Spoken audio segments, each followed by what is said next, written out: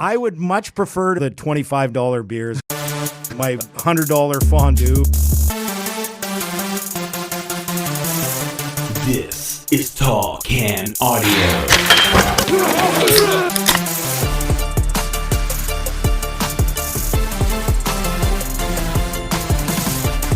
Away we go on an all-new episode of the Tall Can Audio podcast. Matt Robinson with you in our studio in beautiful Bytown, Canada. Make sure you're following along on social media at Tall Can Audio and subscribe to the podcast wherever you're hearing us right now. Sitting across the table tonight from our buddy AJ Jackiebeck. What's happening? Matt, how are you? Great to be here. Yeah, I'm relieved you're here. You've pulled me away from a Leaf game that was not going my way. Yeah, I know you're all tore up about it. Still have all these goofy books and pictures up of Leafs. Yeah. I feel like I'm in hostile territory.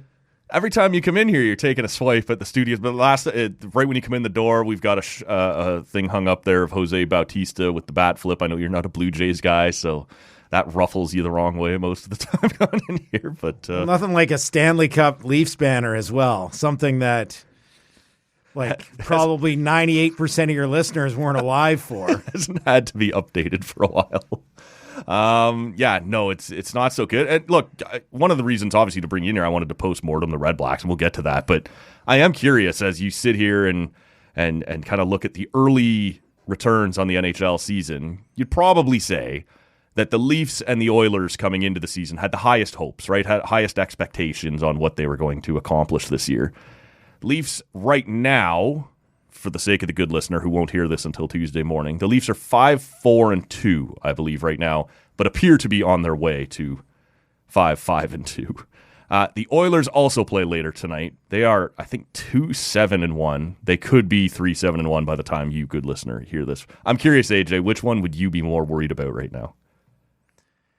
Well, I don't put them in the same category. I apologize. I don't think, and I get it.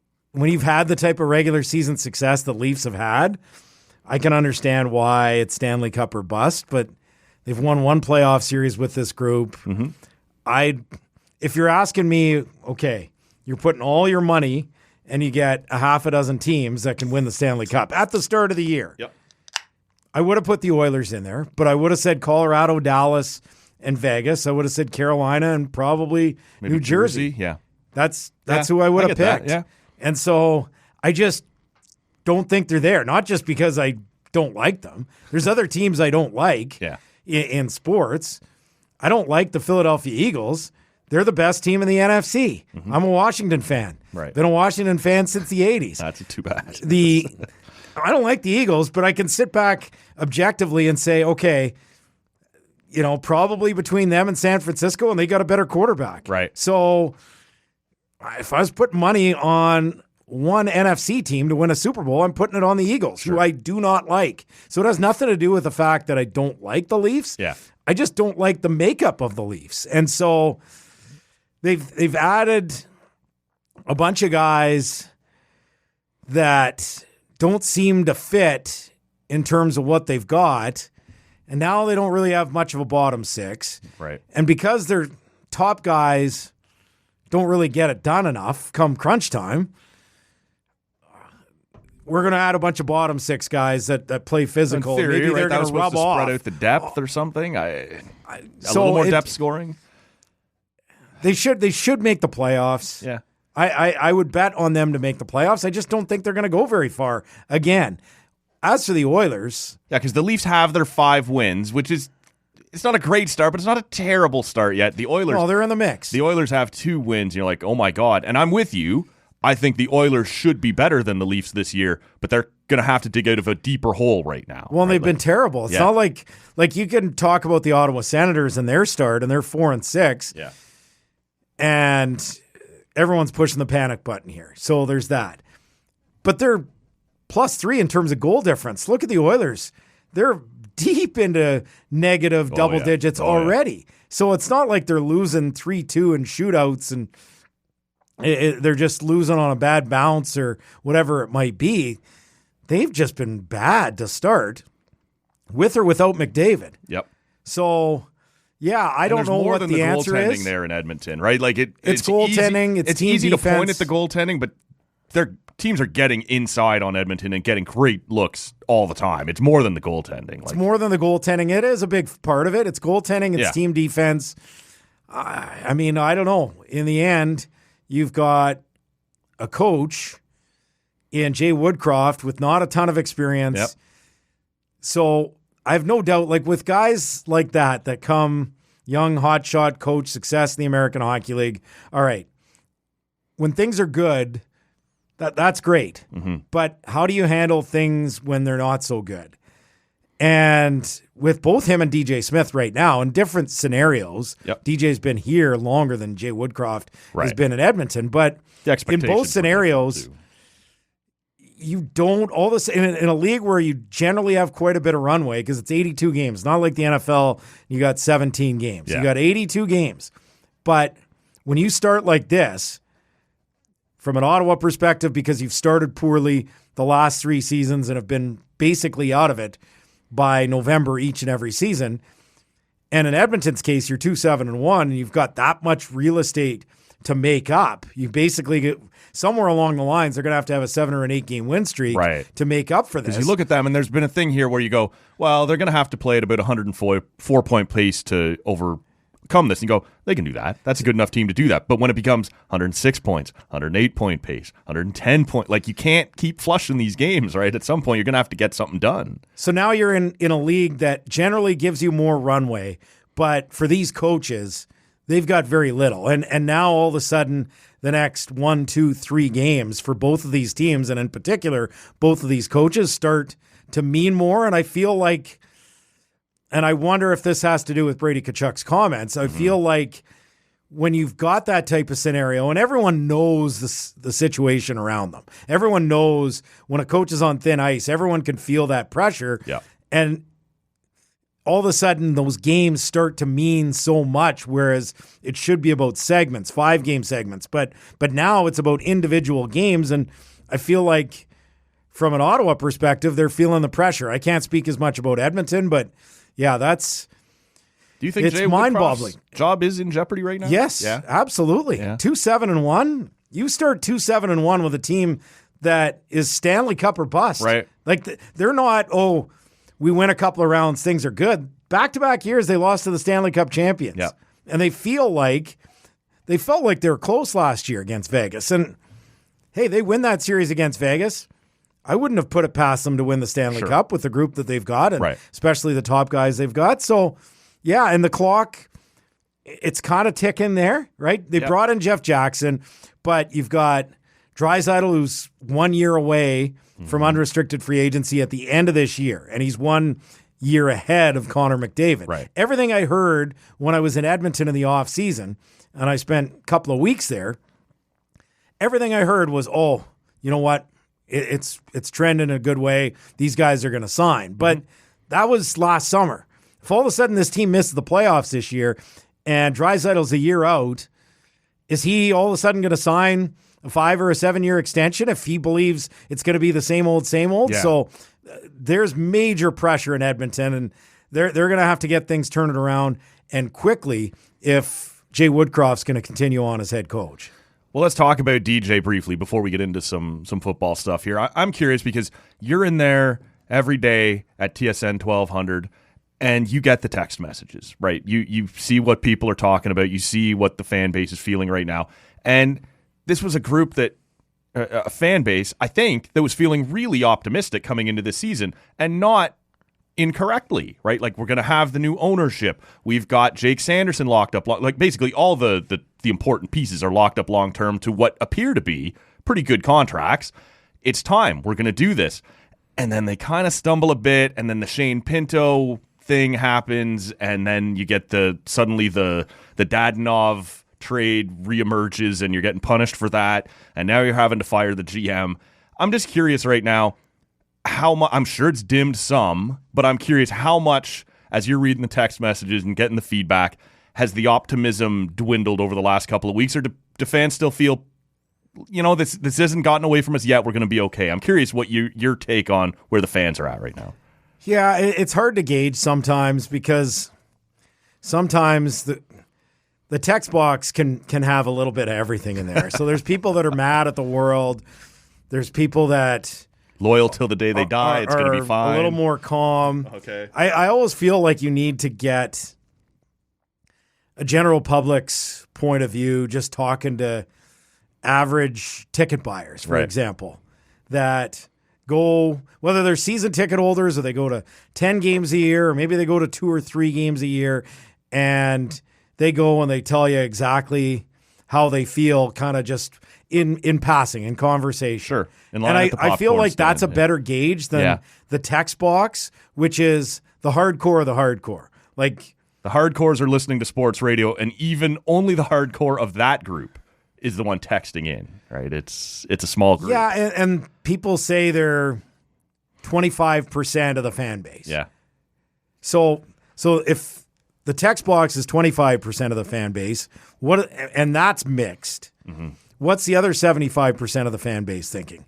And I think that's important. And right now, because it's so early in the season, and I just finished football and soccer, like literally, garbage bag day last week, and Atletico Ottawa announced that their head coach is coming back, and Carlos Gonzalez last week. And so it feels like, for me, in terms of my sporting timeline, well, I've been engaged in watching the Sens, and I've been to one of the games. I haven't done any post games yet. I'm doing a couple later this month, and I feel like that's when I'll truly get a better sense, just being in the rink a little bit more and that sort of thing. So it's hard for me to truly base something just on that, just on the hardcore who are texting in. But yeah, there's no doubt when you get, I heard the chants on Saturday. I wasn't at the game, but I heard the chants, and they're loud, because that was my first question. I was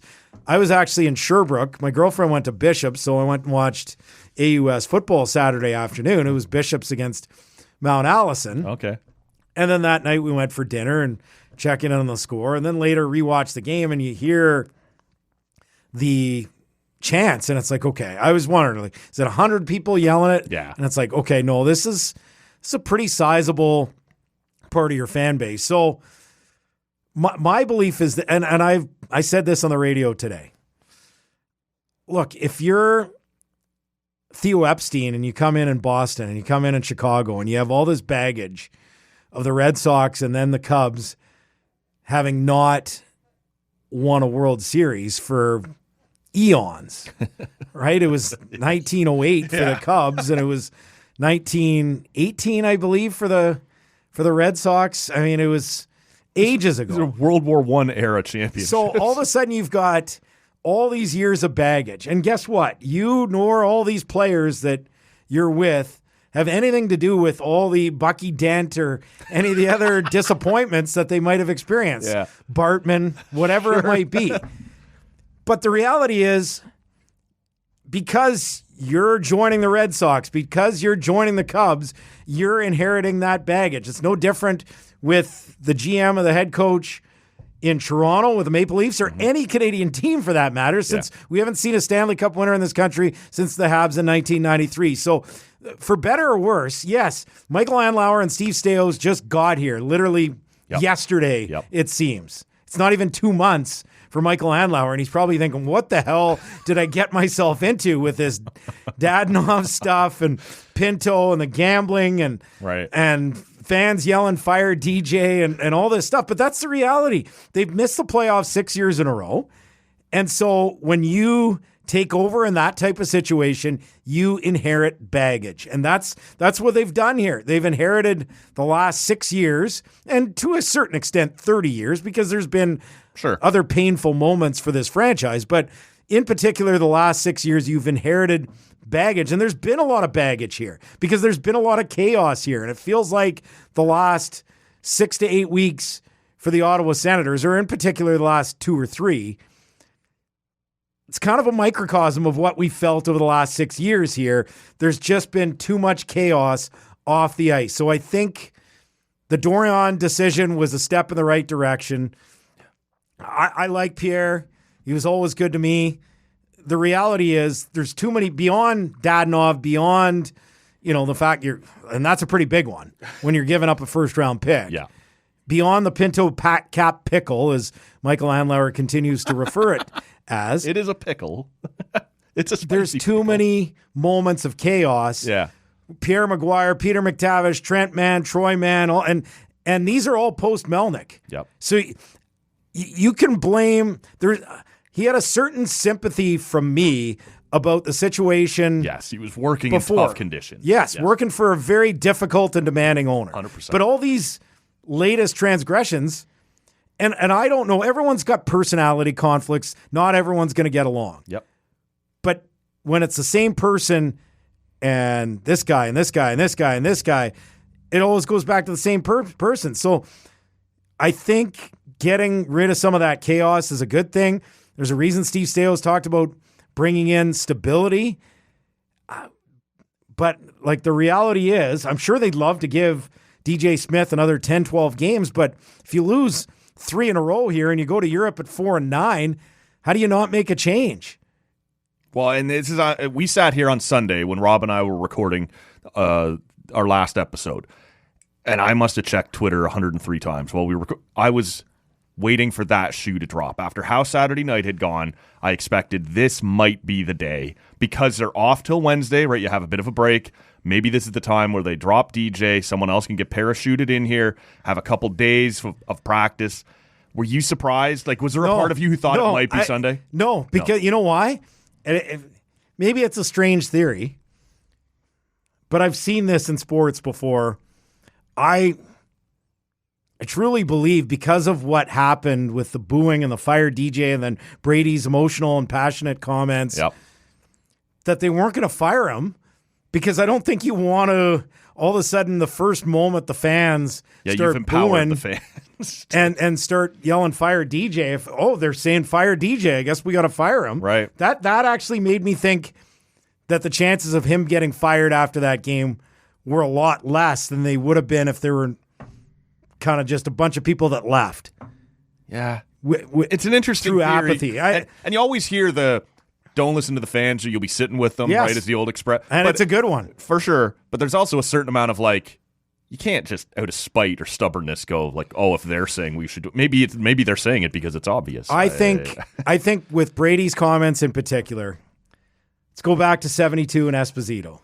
Because that's been, and again, that's before my time. Sure. So I don't want to hear people that, that's before. This is during before I was series, born here too. Canada, Russia, they go to, You need to have context. You need to learn about sports that 100%. Were before your time as well.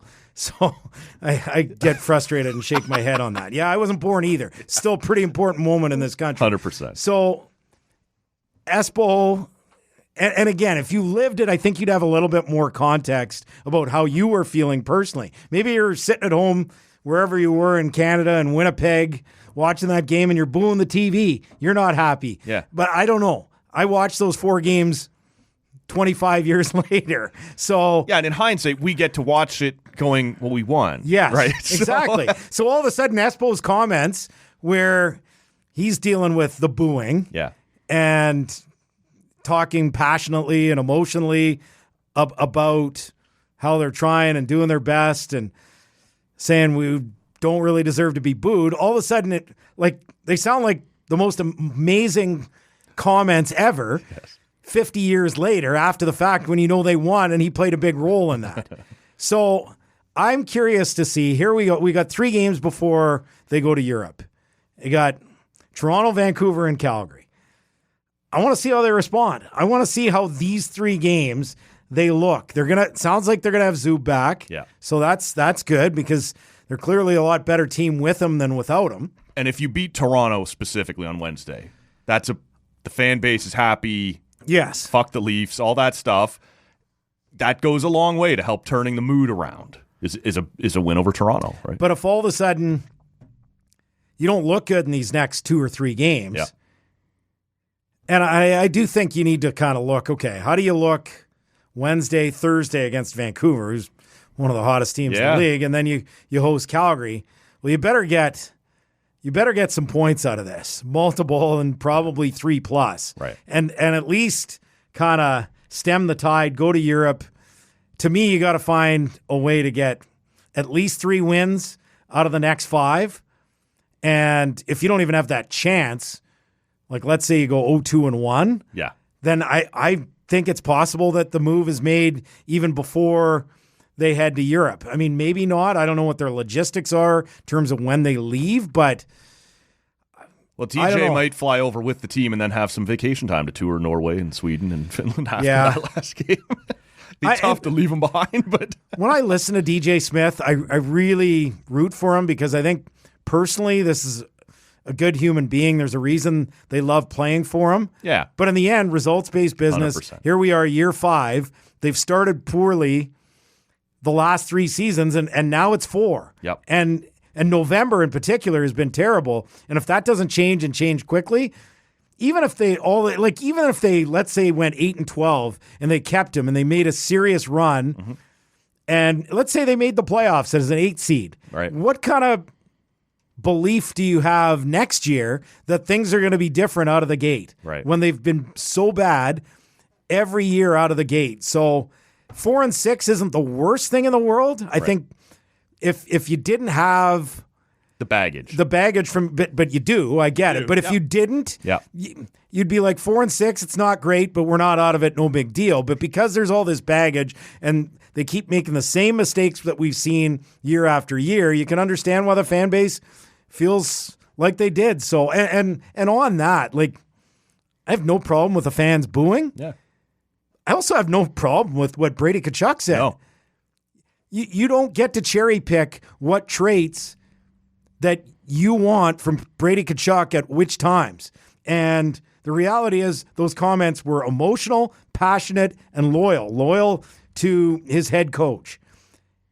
I want a captain that's emotional. Yeah, we talked about that here, right? Like, and loyal. He has the currency with this fan base to do that once or twice. You can't do it all the time. No. You can't go to that you bag can't too be coming often. back on Thursday. Right, and ripping the fans and doing again. it again. No, but he has that currency with the fan base to go, come on. And he's not calling, like, he's frustrated, clearly. Yeah. And so he's like, but he's loyal. Yeah. And you know what? I'd rather have a captain that's loyal and standing up for his teammates and his coach than someone that's throwing him under the bus. But not every captain or not every player would be able to do that. Brady can do that. He can stand up the one time. And I think you got to understand the context of the quotes. Like you're saying, he's being protective of his coach, who the players do genuinely seem to like. And he's saying, like, and the bullshit coming out there. He's not calling the fans bullshit. It's just the way guys talk, right? That was bullshit. Like, you know, it wasn't this. Good. I'm glad he feels that 100%. way. Now rally the troops together and play better. Right. And help save this guy's job. Yes. Simple as that. Why don't we move off the Sens? There's a few different things I want to ask you about here, and maybe we'll get to the Red Blacks in a second. I wanted to ask you just briefly, because I know you follow Canadian soccer as closely as just about anybody I know, and I'm curious whether or not you were caught off guard by Christine Sinclair announcing that, you know, I did my best to help the team qualify. We got that done, and now is the time I'm going to step away. And you've come this far into another quadrennial. The Olympics are right on the horizon, but she chooses this moment to say, no, I'm going to play a couple games at home here. I think it was Montreal, Halifax, and there's going to be 2 out in BC, I believe, before the end of the year. She's going to play those, and then that will be it for her stint with the national team. She is not going to go to Paris 2024. Were you surprised at all by the timing of her saying, yeah, that's enough for me. I'm going to go now? No, because she looks 40 now. And Father Time catches up to everybody, and it's clearly caught up to Christine Sinclair, the most accomplished soccer player in the history of this country, man or woman, and so much to be thankful about and how she helped carry the game forward over the course of the last 20 years. I was there in Edmonton when they had the U19s. That was like 2002, I think. Right? Yeah. That was. Yeah, I remember watching that. The Canadian junior women's team. Or whatever. Canada, U.S. Yeah. And that kind of spurred on a rivalry between Canada, the U.S., and women's soccer over the course of the last couple of decades. And what she's done in building the women's game, building soccer in this country, I mean, you can't even put words to it. She's an absolute legend. All-time goal-scoring leader in FIFA. So things. Fantastic career, but I think she realized, I mean, it was time. She wasn't a starter on this team anymore. She could play a bit part role off the bench, but even still, like she she looked like she was 40 years old, and that's fine. Right. That's not meant as a criticism. No. But it was definitely time, and I think she knew for this program to truly go forward again. Like, it's got to be difficult. It's not unlike Cristiano Ronaldo. Right. He's not a starter on Portugal anymore. And you look at the World Cup, and they were better when he wasn't playing than when he was on the pitch. And he's still a damn good player. Sure. And putting up good numbers in the Saudi League and making a whole shit ton of money. Yeah. But the reality is it leads to issues in the sense of, like, if you're the coach, how do you handle that situation when there's a bunch of fans there, and I'm thinking of the Portugal situation, that are all there to see Cristiano Ronaldo. So when he doesn't start, it's a big story. And all of a sudden he's asked a million questions when it's as simple as, he's not one of our best 11. We're not the best team we can be. When he's on the pitch, he can help us for 15 minutes here, 20 minutes there. And so the same type of issues arise. And I don't think that has nothing to do with ego or anything like that. It's just a very difficult situation when you've got the most legendary player in the history of this country. And even in the locker room, right? Like, all those players grew up idolizing, whether it be Ronaldo or Christine Sinclair in this case or whatever. And so they're watching her not start, and it's probably a little uncomfortable, right? It's probably awkward for whoever everybody. the next captain is going to be. Like, all these sorts of things, you're just sort of like, this person's still in the room. Like, there's no ill will there. There's nobody doing anything untoward, but it's a little uncomfortable, I would have to imagine. Yeah, so they'll be, for a while I was worried, and I'm still a little bit worried about who's going to take the mantle. I mean, Janine Becky's a different type of player. Mm-hmm. She's more of a goal creator than goal scorer, not that she can't score. Right. And, hopefully she's going to be back and ready to go in time for Paris 2024. It certainly looks like she is, so that's certainly good news. Yeah. But, it's not, there's no one that's just going to take the mantle and be Christine Sinclair. They've got a lot of great players, Jessie Fleming. You look at defenders like Ashley Lawrence and Kadisha Buchanan. So there's a lot of players that have won gold and have been a part of this team for a long time that can be leaders, but not in the same way that she could grab a game and just score a boatload of goals for you at the right possible time. So it'll be fascinating to see where they go from here. I mean, Heidema scored in the last game, which is certainly good news. They've got some decent strikers, but again, no one that's going to carry the type of weight that Christine Sinclair did in her prime. So all the best to her. Yeah. Great that these games in December are going to sell out as well. I know the ones in Montreal and Halifax did. And what a great way for her to go out, just getting the type of tour that she deserves at the end of her career. Yeah, and it sounds like I think she said in her press conference there that she knew she wasn't. She knew in Tokyo 2021 she wouldn't play another Olympics because how do you top that, right? An Olympic gold medal. Look, I'll play in the World Cup. We'll see if we can do better than we historically have. I'm going to help. I'll give whatever I can to help qualify us again for that. But I've got an Olympic gold medal at my last ever Olympics. Why would I risk that again, or why would I go? And so there's some logic to that as well. So big month for Canada soccer here because Copa qualifiers, and this is a huge deal for the men. They've played in 2 major tournaments. That's it. They played in 2 World Cups. I don't view the Gold Cup as a major tournament, and clearly the teams playing in the Gold Cup don't view that as well because Canada and the U.S., for example, didn't even send their best players to the last Gold Cup. But next summer, United States is hosting, and it's the 10 South American teams and the 6 that qualify from CONCACAF. So you're going to be playing against the top players from Brazil, against Messi and the defending World Cup champions from Argentina. If you qualify, they need to qualify. Yeah. 6 from 8 are getting in. You got 2 chances. First chance home and away against Jamaica November 17th and 21st, and I'll be there. Okay. So both legs, baby. In Jamaica. In Kingston, Jamaica. Yeah, that'll Nice. be That's not a bad that'll be time to country get away. number 37 for me. So this was the one of the things I wanted to ask you about as well was what lied ahead for you in terms of your sports travel or just your travel in general, because we're wrapping up another CFL season. I know it's hard for you to disappear during the CFL season. You got the Atletico stuff happening as well. So we got Kingston, Jamaica. Where's the home leg? Okay, so here's my November. Okay. So I go to Grey Cup on Wednesday of next week. Right. That would be the 16th. Going to the Grey Cup media party. Nice. Then Thursday, after I spend a night in beautiful downtown Hamilton. Ontario, Yeah. Thursday, fly direct Pearson to Kingston. Leg one on Friday. 3 nights in Kingston. Nice. Fly back Sunday. Arrive at about noon. Head back to the Hammer. Go to the Grey Cup. So that'll be my Sunday. This is the craziest Grey Cup week I've ever heard. So yeah, I'm literally at Grey Cup Wednesday and Sunday. Yeah. But I miss all the good stuff. Then leg 2 is on the Tuesday in Toronto, so I'll stay in the GTA area. And yeah, leg 2, Canada, Jamaica at BMO Field on the 21st. Then on the 25th. Now I've been to, so this will be, I believe it's my 9th Grey Cup Okay. that I'm attending in late November. I've been to the Super Bowl.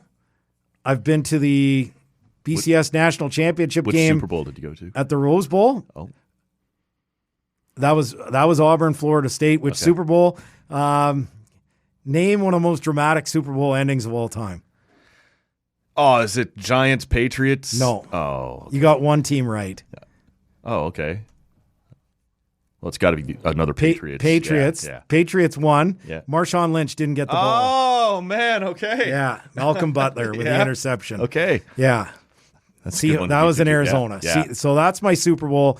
Been to a Super Bowl, been to a BCS National Championship, which is an amazing game. I'm an Auburn fan. They lost to Florida State at the Rose Bowl, but that game was back and forth. I think there was like 4 lead changes in the fourth quarter. It was wild. Going to my first Vanier Cup. It's in Kingston this Oh, year. nice. Okay. So, yeah, looking forward to that. So that's essentially my November, then nothing until February. Now, here's the thing. If you like to travel, no better time than right now in the next handful of months until early March. But it's basically November, December, January, February, and like a handful of days of March. Air Canada. Look, I don't work for Air Canada or anything like that, but I'm just trying to help Sure. the good listener here. Yeah, yeah. Because I always tell people, like I go to Europe a lot of times because it's cheaper, especially in recent, we went to Sherbrooke on the weekend because my girlfriend, again, Bishop's grad, blah, blah, blah, went to Sherbrooke. Like, I had to get a corporate rate to get $220 a night. In Sherbrooke, Quebec. If you're traveling in Europe, especially in these months, like February, I've been multiple times in February. It's 8 to 13 degrees depending on where you go. Right. It's relatively pleasant. Yep. You're wearing a jacket, so be it. Yep. I don't need to be on the beach. Flying to Amsterdam, but there are flights to Barcelona, Madrid, all over France and Amsterdam on Air Canada for less than $400 return. Wow. You can't get to Edmonton. No, for that. it's ridiculous. It's absolutely it's ridiculous in a good way. Yeah.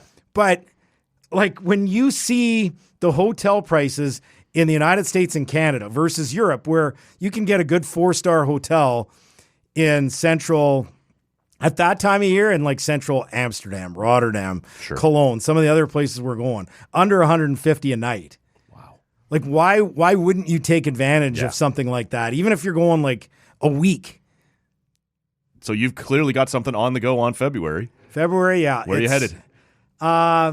So it'll be probably a third Netherlands, a third Switzerland, a third Denmark. Okay. Yeah. Nice. So I've got a rule. I'm kind of a pain in the ass. I've got a rule that if I fly overseas, I have to at least add another country.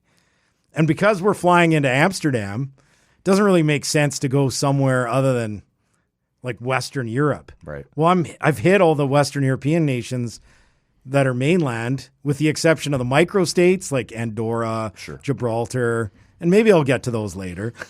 But some of them aren't really easy to get to either. No, exactly. And then I'm missing like Luxembourg and Switzerland. Okay. So it's probably going to be, it could be Luxembourg, but it's probably going to be like 3-4 nights in Switzerland. Switzerland is on my list. Like, I'm not a good traveler. It looks like a great list. Yeah. It's also expensive. Okay. Like, that's one place in Europe that is, like, I'm not big on $25 beers. And I feel like that's what you're getting there. Okay. See, we've had Paul Romanuk on the pod a bunch of times, and he has told me over and over and over, he goes, you over-glorify the World Juniors, you have to go to the Spangler Cup. You will love, just get up and go. Which is great. It's on when it's on somebody else's dime. 100%. Sure. That's the, like, I actually look, so, by the way, and this is the thing, I'd love to go to that arena. Yeah. Yeah. So I was looking into great, there's like 3 Davos games when I'm there. Mm-hmm. There's also like no night in Davos in February where you can get any kind of reasonable 3-star hotel for less than $475 a night. Site. Yeah, like everybody's going to Davos. So it's ski and I would much prefer to stay in Lucerne, or in Zurich for $150.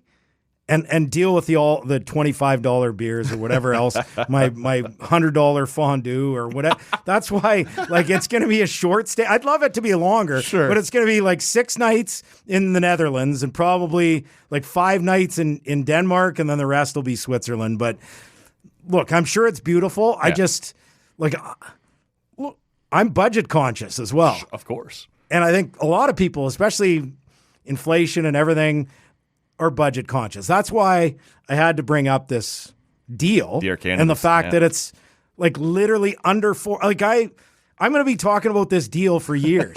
I'm going to be like 75 years old in a home talking about how I flew to Europe for under 400 return. You know what? I believe that. I believe that's possible. But it's a given. Yeah. Trust me. I love a good deal.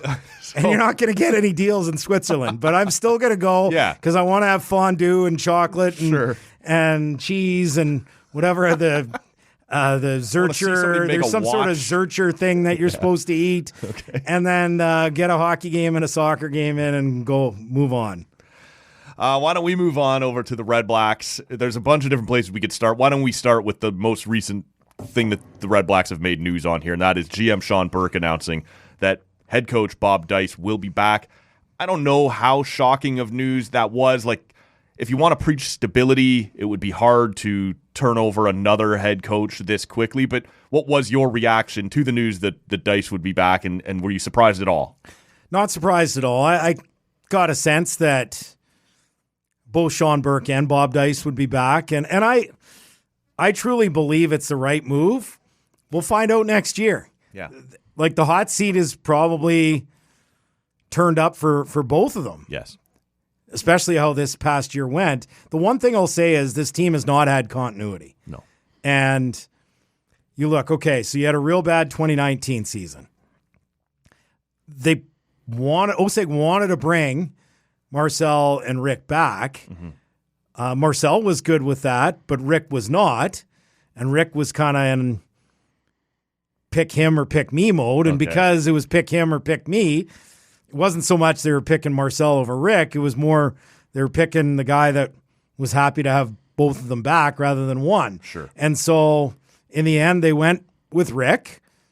Or sorry, Marcel. They went with Marcel. Yeah. I think you can objectively say, and I like both men, that, you know, Rick's in the Western Final. Yeah. And was there last year. And Marcel's out of the league. Now, it doesn't mean he didn't do great things here, but I think they got that one wrong. So that happened. Mm-hmm. And look, I understand the OSEG explanation for it. If you want to bring both back and only one of them wants that same scenario, well, it's a lot easier to make that decision than the other one. Sure. And picking your coach over your GM. So anyways, Rick and Marcel, 2019, didn't work. 3 wins. Next year, Marcel and Paul LaPolice, 3 wins, didn't work. Marcel gets fired. Next year. COVID is 2020, and it gets blanked out completely. Yeah, COVID, no season. Yeah. 2021 is the 3-win season. Yeah. 2022, okay, now it's Sean Burke. He keeps Paul LaPolice. 4 wins, didn't work. Now it's Sean Burke and Bob Dyce. 4 wins, didn't work. So this is the first time after a bad season that both coach and GM are coming back. And it's GM in year 3 and coach in year 2, which you look at Winnipeg, and Kyle Walters took over as general manager, and then the next couple of years they won 12 games with Walters and Mike O'Shea. Yeah. And then they had the great 4-year stretch that we've seen where they've won 2 Grey Cups, got to another, and now they're hosting another Western Finals. So it's been a great 4-year stretch after they stuck with those guys, but they have to improve. Like you can't sell another 4 or 5 win. I don't even think a lot of fans are going to be sold on the fact that there's continuity. I get it. They're pissed off, much like the Sens. Right? Like it's... Look, much like the Sens, you inherit, like Sean Burke. Yes. He's been here 2 of those 4 years, but that doesn't mean the other 2 years didn't exist. Yeah. Because to the fan base, they absolutely existed, and so they're tired of this. They're tired of the fact in 4 years they've seen 14 wins. But I think it's the right move. I think you bring back continuity. Everything I heard going in when it came to Sean Burke, I liked what I heard. I like just the dealings that I see in terms of how Sean Burke handles things. I've liked. I get the results. The end results haven't been there. They have to be better. They have to find better players. They have to, the coaching has to be better, and that's the entire staff. They've already made one move in terms of Kahari Jones not coming back as the offensive coordinator. So that's something that clearly needs to be fixed. And then I don't even know what they're going to do. Like, to me, okay, if you're keeping the same defensive coordinator, something better be different, because that secondary was just, it's the worst secondary I've seen in Red Blacks history. Wow. It got a little bit better towards the end. So I just call the damn games. Yeah. I've watched football for 40 years. I played for 3 years. I'm not an X and O's guy. I can't tell you if the issues were scheme related or personnel related. I ask questions to people, and I don't even get like definitive answers. Like because I always ask questions, and not just go to OSEG people and ask questions. You got to ask questions of people outside the organization to see what they think of the organization and what they're doing. And again, when I ask questions about the secondary and the defense, there's not really a lot of like, absolutely, here's the problem, they need to do this to fix it. But yeah, I mean, next year needs to be better. They started to come around again, the secondary. I sort of felt like, and look, you know better than I do, but it sort of felt to me like at the very beginning of the year, the D was okay, and you were going through this quarterback issue, right? You didn't yet have Masoli, then he got hurt right away, and then you had Crum, and it felt like the defense was holding them in it. And then when Crum sort of started to figure it out and get a little more comfortable, the defense sort of went off a cliff. It was sort of, for the D, it felt like kind of 3 chapters this season. I sort of thought early on they were okay, then lost it, and then started to kind of build back up towards the end. Well, they were dreadful when it mattered most because they got those back-to-back wins, which were there was such a breath of fresh air because we hadn't really experienced anything like that over the last 4 years. No.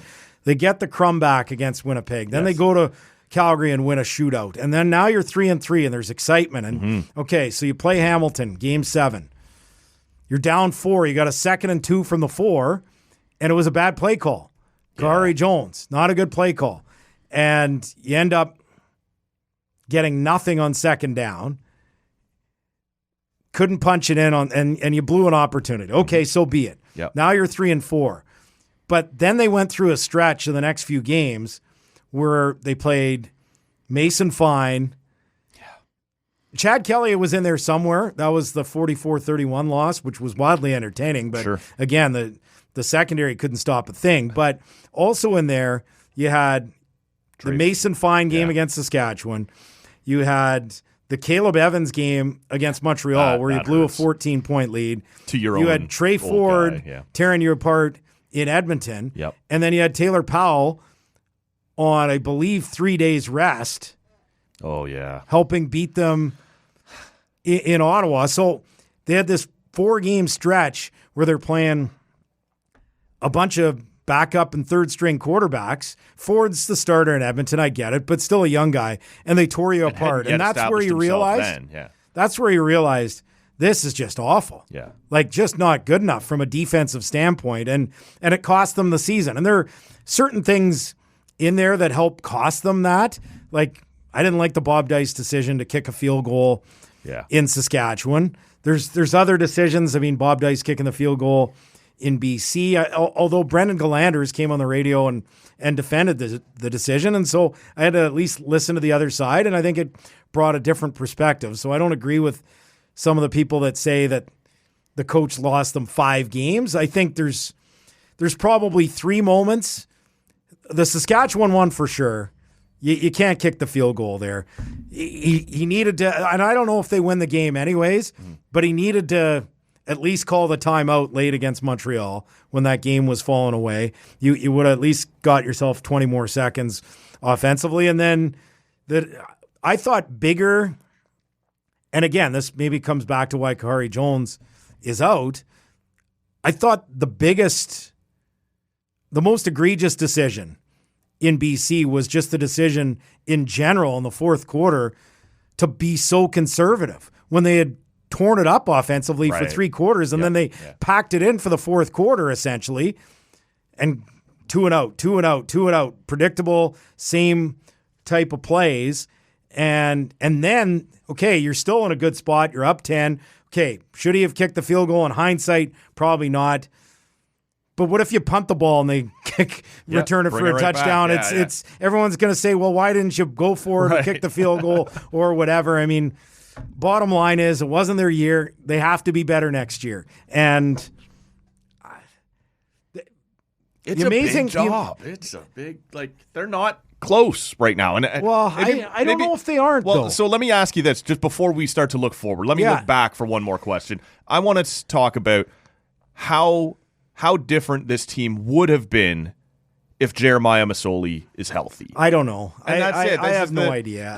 You end up he didn't Nick look Arbuckle that great in a quarter. No, he didn't. He looked like you're down to your he was just off the couch quarterback, right? For sure. No, and so the criticisms that you have brought up here of Bob Dyce are legit. Those are decision-making. You are in this position right now. You got to make a better call. I understand that. But I do wonder, does Masoli get you an extra 2 wins? Does he get you no more wins? I have no idea. Is there more confidence? That's the thing. Yeah. Because he didn't look and look, if you're getting Jeremiah Masoli from the first 4 games last year, then absolutely you're getting more wins, multiple. But I have no idea what Jeremiah Masoli looks like if healthy in week 10. Sure. Based on how he looked in the game he appeared in Hamilton, where he looked like he was just off the couch. Right. And I get it. It's not a criticism of Masoli. He came off a major injury with multiple complications in the recovery. So I have no idea if he was going to be the answer or not. And that makes it so hard to look forward. I don't know how close these guys are with a healthy quarterback. Well, you have to bring somebody in my opinion. Yeah. My opinion, for whatever it's worth, is, and it's not an easy thing because I think Dustin Crum did a lot of good things. Yeah. But I don't think, do you honestly think, if you're a fan, are you okay with Dustin Crum, Tyree Adams, and Jeremiah Masoli coming in as your 3 quarterbacks next year when 2 of them aren't ready to play right now? Yeah. And one of them has only played 2 games in the league. Who are you going to go get? Well, I mean, Drew Brown's a guy. Yeah. In Winnipeg. I guess so. I just, man, I look at that and I don't know how good or bad this offensive line is because Dustin Crum is holding on to the ball early on, especially too long, right? So what was their fault? What's his fault? What's the young? I don't have the answer for that either. These are when you start to project forward, you go, I don't know. I do know this. In the CFL, you can turn things around in a hurry. 100%. We saw that with Ottawa, but we saw it even with Toronto. Like Toronto, the last 3 years been really good. Yeah. They were awful. Oh, yeah. The 2 years previous. So you can turn it around in a hurry in this league. They have to turn it around because there have been 4-year stretches of football, amazingly enough, that have been worse than this. 93 to 96 and 86 to 89 both had a crappier win percentage 88 or whatever. than these 4 years. But if you bookend those and you say, okay, 92, which it's not, you can't go the other way because 93 to 96 was so bad, along with everything else, it was the end of the franchise. Yeah. Same with the Renegades, who, by the way, won 23 games, not 14, in their 4 years.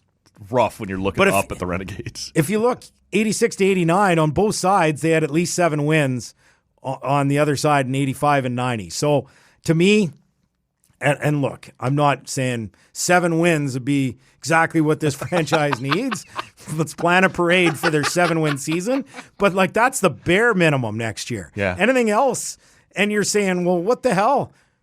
Anything else, you're maybe saying this is the worst 5-year stretch in Ottawa football history, other than 1928 to 1932, where the team won 1 game out of the 30 that they played. They were 128-1 between 1928 and 1932. I don't want to be referencing 1928 to 1932 on my broadcast next year. I think that's fair. Yeah, it's just been it's been such a hard year, but I feel like when you look forward, it's a difficult year to predict what you need to go and do, right? Because of the injuries, because like not only does it have to get better, you don't have a lot of really solid intel to be building off of as you try to improve. Like I don't even know where I'd start. As you said, I understand bringing in, but like Drew Brown is not a proven starting quarterback. He's looked really good when But you had Sean Burke on the radio there last week, and I thought you had a really good interview before you started letting the callers in. But that's how that works. And Burke, he said he's made it clear to Jeremiah Masoli, next year you're probably gonna have to fight for it a bit, right? Like you are not just going to be anointed the number 1 guy. So obviously they're prepared to look in a different direction if need be. Which I think as a fan, you have to be excited would be overstating it, but happy to hear that there's no more just, you're the guy. Whoever's playing best is gonna get the ball in game 1. I don't know how Drew Brown isn't a starter in the Canadian Football League with what I've seen. Yeah. Like to me, this is not just Nick Arbuckle. Like you look at his numbers, you look at how he performed. Every time I watch that guy play, he's balling out. So I think he's ready to be a starter. So how many other teams will be looking to pluck him, right? Well, BC's going to be the same, I would think. Calgary's going to be the same, I would think. Yeah. Saskatchewan, I don't know what they do. I mean, Trevor Harris. Toronto's going to be happy with Chad Kelly. Saskatchewan's paying Trevor Harris, so I think he's going to be back. Yeah. Edmonton, I think, probably happy with Trey Ford, but I don't know. Would they bring in a Drew Brown there? Clearly, Winnipeg is happy with Claros. So, and then you got Toronto. I mean, I think Montreal's happy with Fajardo. He got him to the East Final. Yeah. So Hamilton's an interesting one because I don't know. They've got 3 quarterbacks, and I don't know if they've got 1 starter in the bunch there. So that, and I don't mind Schultz, but Bo looks like he's done, and Taylor Powell actually showed some good things as well. So I don't know what they do, but to me, Drew Brown is legit. I look at the O-line. The tackles weren't good enough. I think inside they were good. They were good running the football, but I don't think the tackles were good enough. So I don't know. You've invested. You brought in Pelios and Bull back-to-back as first-round picks, high first-round picks. And right now that still has more questions than answers. Yeah. So there's that. I think they need a game breaker in terms of their receivers. I don't know if they have one. I like some of their receivers, but I think they need better slotting and a game breaker there. Right. And then on defense, just better in the secondary. And again, going back to what I was saying before, was it personnel? Was it scheme? Was it both? I don't have the answer to that in terms of what the issues in the secondary were, especially when I'm asking people. But at the very least, if as of right now, Baron Miles is still the defensive coordinator. Yeah. So if he's back, you better bring in different personnel because the combination didn't work for a large portion of the season. You signed off on the coaching, on the scheme. You better have different personnel to pull it off then. Like, that's what you're telling the fans.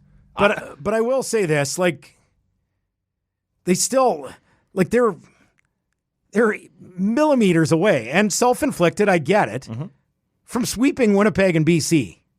You only played them once each, but you beat Winnipeg, and you're very close to beating BC. So, look, you're 0-10 against the East, which is unacceptable. You haven't won an Eastern home game since the 2018 East Final, which I don't even have a word to describe that. But I feel like it's not like you have to completely rebuild everything. There are pieces there. You just have to find certain things along the lines that are going to make some of those brutal 3-point, 1-point, 5-point losses into victory. So it's not like you lost 42-7 every week. No. 3 Down Nation had something out, I think it was a week ago or so now, that said attendance across the league was up this year, but was down here in Ottawa. Yeah. Are you concerned about that? Because Red Blacks fans have been remarkably patient. And we talk all the time on this show about how much fun it is on a Friday night down at TD Place, right? The game ops people do a great job. The vibe is fun to be there. But at some point, you're going to have to get me some home wins. Yes. And so attendance has started to tick down in a noticeable way. It's not yet at a, oh my God, they're in huge trouble kind of place like the Argos had been for so long, or, you know, you can point to different places over the course of the years. But how worried are you, about the attendance ticking down, and what kind of, it's going to be a tough sell for season tickets over this winter, like to get even that many people back in next year? Well, one good thing, they actually won more home games this year than road games. They're 3-6 at home, so that it's a step in the right direction at least. Yeah. Concerned, mildly. Look, it's trending in the wrong direction, but it's trending in the wrong direction for a reason, because they keep losing. Yep. You've won 14 games in 4 years. So do I think they're going to have an easy sell this offseason in terms of going out and trying to sell season tickets? I don't. I know in terms of, like, there are games this year where they were sold out of $25, $35, and $45 tickets. Right. But I don't think they cracked 21,000 for any of their games. So there are at least 4,000 empty seats at every game, even when there's games. So that leads you to believe, okay, the people that are coming to have a beer, go to the concourse, socialize. Something to do on Friday night. They're still coming. Yep. But the hardcore football fan has been pissed off. Yeah. And the only way to make them come back is to win. It's not about talk. It's about action. It's about action on the field. And so they need a big offseason. I think they need a bigger offseason than they believe they need. They need a big offseason. Like, they had a huge offseason in 2015 when they brought in those 5 receivers and the left tackle. They need something like that. Toronto had exactly that type of offseason before they got good. Yeah, with a couple of guys that a lot of us would have said were spent, and it turns out they weren't, right? The pieces they brought in were names, and football fans in Toronto went, yeah, I'll check that out. Well, it just helped them on the field. Yeah. That's the bottom line. But they need winning sells. They need a good offseason. They need to win games. I've said it. I'll say it again here. They need, and it doesn't mean that it's acceptable. Oh, we brought in a big musical act so we can go 0-18 and you'll be happy. No, you need both. But I said after the last 4 years, they need to bring in a big musical act early on in the season, whether it's their home opener or the Canada Day game. One of the first couple of games, say, all right, we're bringing in Alanis. Sure, she's coming in. Yep. It's a little bit of something for the fans.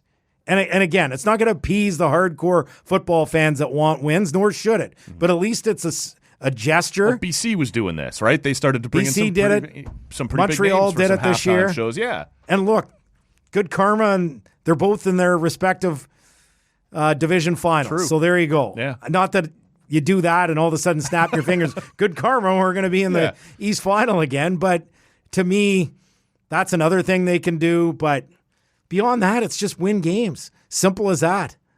Yeah. And it's not that simple. Otherwise, you'd snap your fingers and they do it. And I don't agree with the people that say, oh, they don't care about this. They just care about condos and Lansdowne 2.0. And look, they're going to be here for the long haul. That's why Lansdowne 2.0 is on the table here, because they want to be here for the long haul. And right now, the situation there, it's that arena's, I've been here since 2003. It probably needed to be replaced in 2005.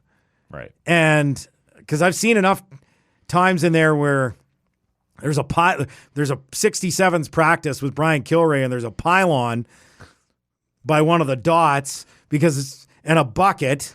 Don't skate here because there's a leak here. Like, I saw a big delay this year in a CEBL game because a bucket was on the floor and a leak. Like that place, we can't broadcast games from up top anymore because it's condemned. Like, the place needed to be shut down years ago. Right. And so it's a problem that has to be dealt with one way or the other. But I like the fact, back to kind of like the whole point about the CFL and attendance being up, and the league has actually never been in a better place in terms of ownership. You've got community ownership in Saskatchewan, Winnipeg, and things are really good in both markets. Edmonton, the losing has affected things there. Sure. But much like Rick Lawlisher was brought in to find a new owner, and he basically hit it out of the park, finding Amar Doman with the BC Lions. Essentially, that's what he's been entrusted to do in Edmonton as well. So once that is solved, you've got Doman, who's lights out, home run, grand slam in terms of what he's done with the BC Lions. You got the Calgary Sports and Entertainment Group, loads of money. You got MLSE.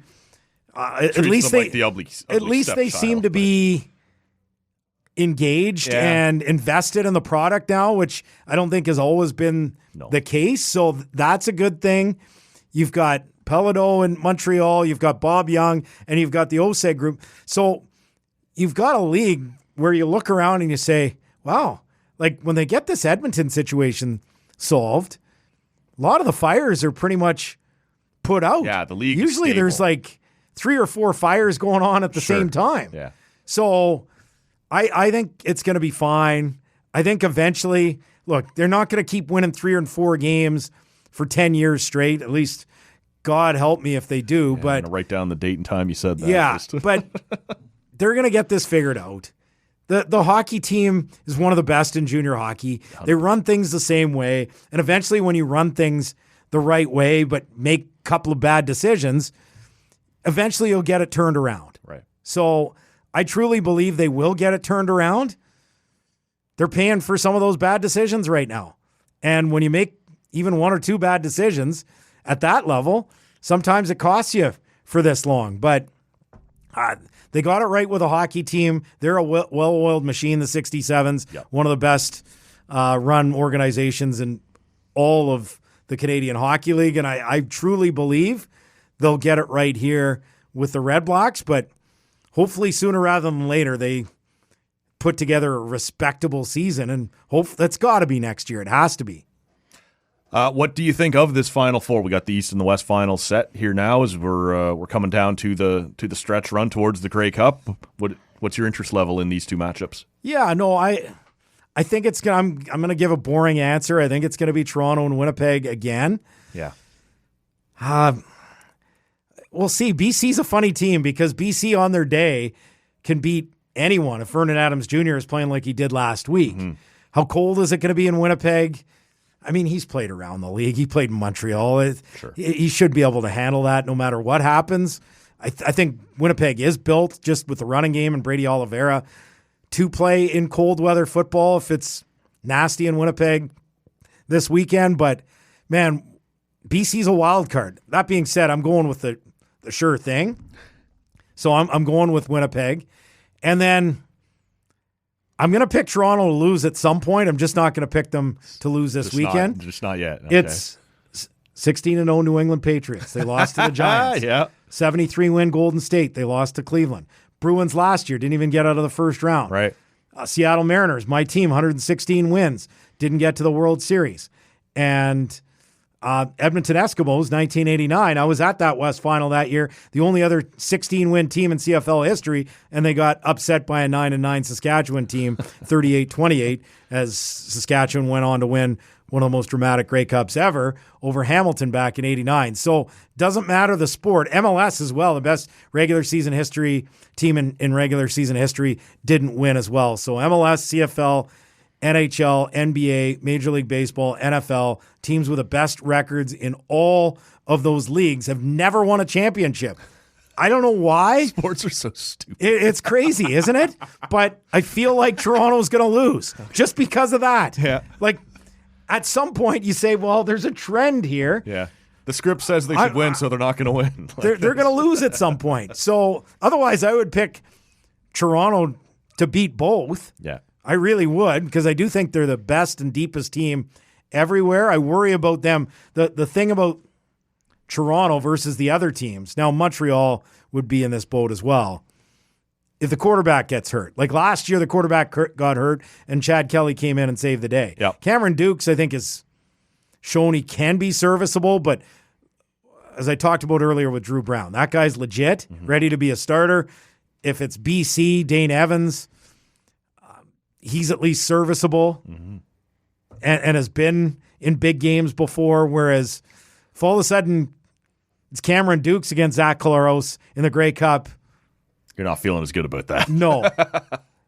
I think that's understandable. But I'm going to say Toronto against Winnipeg, and I'll pick the Bombers to win. Okay. Last thing for you, because Yeah. I know you have some experience in this matter.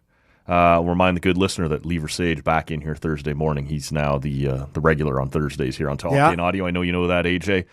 Any tips? Any advice on how to keep that guy in check? How to keep him wrangled In check. He's just off doing his own thing. I'll ask him something. Just throw him with the odd bone about wrestling every once in a while. Oh, see, I'm a big wrestling nerd too. I got There time for that, you but the go. listener is going to disappear quickly. So it's been fun. Any advice on how to handle Mr. Versage? No. No one's figured it out yet. Just go with the flow. Okay. Go with the flow, and everything should be great. I appreciate you coming in here. You know, I always appreciate you making some time for me, and I look forward to hearing about these travels coming up. And I know you got big things. I got a friend heading out. I guess leaving on Saturday or Sunday, going down to Santiago, Chile for the Para-Pan Am Games. Very She's cool. going to compete there. I know you've been there for some soccer. No, I've never been to. Oh, I thought you'd been to Chile. Santiago. Okay. No, I've only South American country I've been to is Colombia. Okay, that's what I had in my back pocket there. I'm mistaken on that anyway. But Yeah, that was one of those trips where, again, like I was saying before on the travel, how I only go to Europe. If I'm going to Europe, I have to add to my country list. Sure. That was one where, okay, I'm going to El Salvador because I was going to see Canada play El Salvador. Right. And it was early 2022, and I wanted to go, like, I didn't want to fly back on a Thursday and go to work Friday and have the weekend. I'm like, no, I'm going to go somewhere else. Sure. And I was looking for places where you can at least get a direct, because you still had to get testing and all that stuff. So Right. where can I get a direct flight in South America back to Toronto? And Bogota you could. So I decided, you know what? And I found a good flight from San Salvador to Medellin, 2 nights there, went to a soccer game, 2 nights in Bogota, went to a soccer game, and then flew back to Toronto. So, So you there still you got go. a few countries down in South America to check Oh yeah, off the no, list. I've only hit Colombia. Yeah. So I got a lot. I mean, essentially, I've got Canada, US, Mexico, and a couple in the Caribbean. Right. El Salvador, Costa Rica, Jamaica will be 37, Dominican, Colombia, Qatar in Asia, and the rest are all in Europe. Okay. So I've got a lot of the world to see yet. I know you'll keep us posted as you do. Come in here and share the tales with us. So Yeah, I'll be at 38 by February for sure. love that. So appreciate you coming in, AJ. Always. Thanks for making the time. We'll wind this one down here for the good listener. Like I said, we're back on Thursday. Lever Sage will be here to, I don't know, pontificate about something. And Friday morning, Steve Bunda in here. It's a big fight weekend, AJ. I know you're a big UFC guy. All kinds of news around the MMA world right now. Bunda's going to come in and talk all about that. So it's going to be a fun week around here. I hope you'll stick around. Hope you'll subscribe to the podcast on whatever app you're hearing us right now. We're on social media at Tall Can Audio. For AJ Jackieback, my name's Matt Robinson. We'll see you Thursday.